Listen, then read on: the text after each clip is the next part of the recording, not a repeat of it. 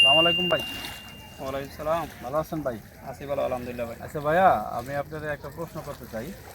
মানে আমাদের প্রবাসী যারা আছে তারা মনে করলেন যে আইসা কেউ 5 বছর, 7 বছর, 10 বছর, 20 বছর প্রবাসে থাকে। থাকার পরে ওনারা আপনার একটা সময় সিদ্ধান্ত নেয় যে আমরা দেশে গিয়ে কিছু করব বা সেটেল হইব। কিন্তু একটা সময় দেখা যায় দেশে যাওয়ার পরে 6 মাস, 1 বছর বা আপনার 2 বছর থাকার পরে আবার দেখা গেছে সব কিছু দিশামিশা হারায়া আবার যে কোনো একটা দেশে চলে যায়। আসলে এই সেটেলটা না হওয়ার কারণটা কি যদি একটু বলতেন? আসলে আমাদের প্রবাসীদের এই কিছু কিছু ভুল, অনেকে প্রবাসীরা দেশে চলে যায় চিন্তা করে কি যে দেশে গিয়ে সেটেল হবো, দেশে গিয়ে কিছু একটা করব।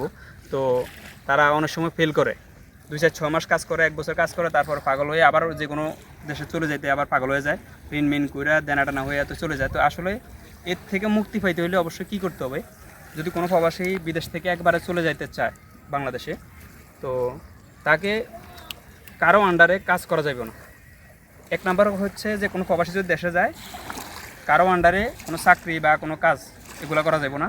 তো করতে হইব কি, আপনি নিজে উদ্যোক্তা হইতে হইব।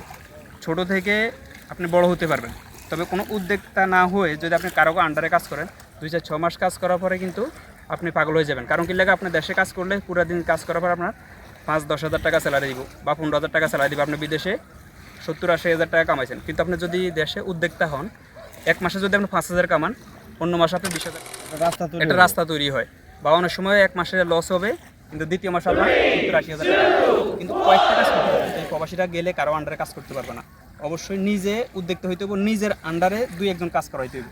আচ্ছা তাহলে কোনো প্রবাসী দেশে যাওয়ার পরে পাগল হয়ে যেত না আবার অন্য দেশে যাওয়ার জন্য। আচ্ছা আচ্ছা তো ইনশাল্লাহ, আসলে আমি এক ভিডিওতে এত কথা বলা যায় না, তো ইনশাল্লাহ আমি নেক্সট ভিডিওতে আবার বলবো যে আসলে কী কী কাজ করা যায়, প্রবাসীরা যদি দেশে যায়, যদি উদ্যোক্তা হইতে চায়, কী কী কাজ করলে প্রবাসীরা সফল হবে, সেই বিষয়ে ইনশাল্লাহ কিছু বলবো।